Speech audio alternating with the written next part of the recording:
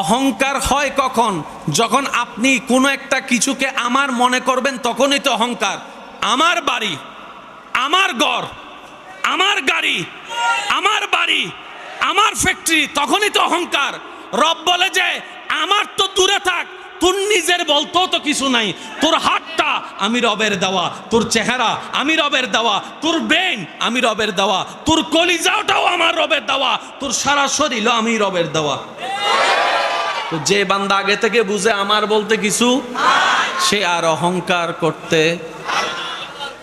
সেজন্য মনে রাখবেন ভাইয়া, প্রতিশোধ নেওয়া, মারধর করা, শক্তি দেখানো, দাপট দেখানো আসল সাহসিকতা নয়।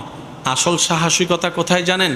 আপনি রাগ দেখানোর ক্ষমতাও আছে, সুযোগ আছে, আপনি রাগ দেখালেন না, কন্ট্রোল করে ফেলেছেন, আপনি হচ্ছেন বীর পুরুষ, আপনি হচ্ছেন সাহসী পুরুষ। সুবহানাল্লাহ।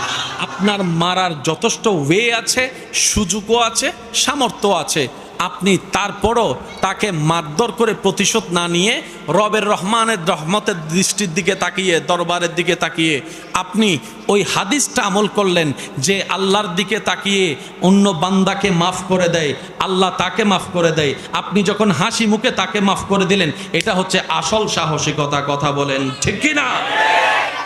মারলে জিতা যায়? জোরে বলেন, মারলে জিতা যায়? জিততে যদি হয়, কষ্ট নেবেন না আমার কথায়, জায়গায় জোর করে দখল করে জিতছে এরকম হাজার মানুষ। জোরে বলেন, জোরে বলেন। বাড়ি দখল করছে ক্ষমতা দিয়ে এরকম হাজার মানুষ।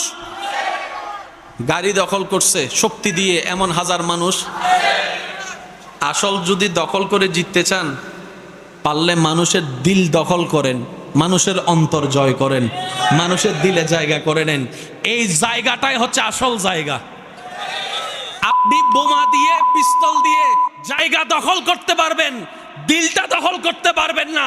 কিন্তু উসওয়াতুন হাসানা, নবীর চরিত্রকে সাথে যদি বন্ধুত্ব করতে পারেন, ওই জায়গার মালিকের দিলটাও আপনি দখল করে ফেলতে পারবেন নবীর সুন্নাত দিয়ে। আমরা সবাই দখল করি মানুষের ব্রেন। বা একটু জোরে বলেন না।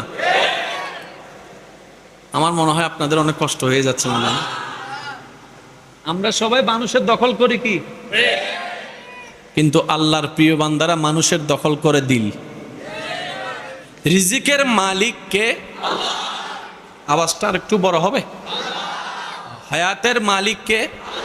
মতের মালিক কে? তো এতগুলার নাম থাকতে আপনি আল্লাহর নাম বললেন কেন?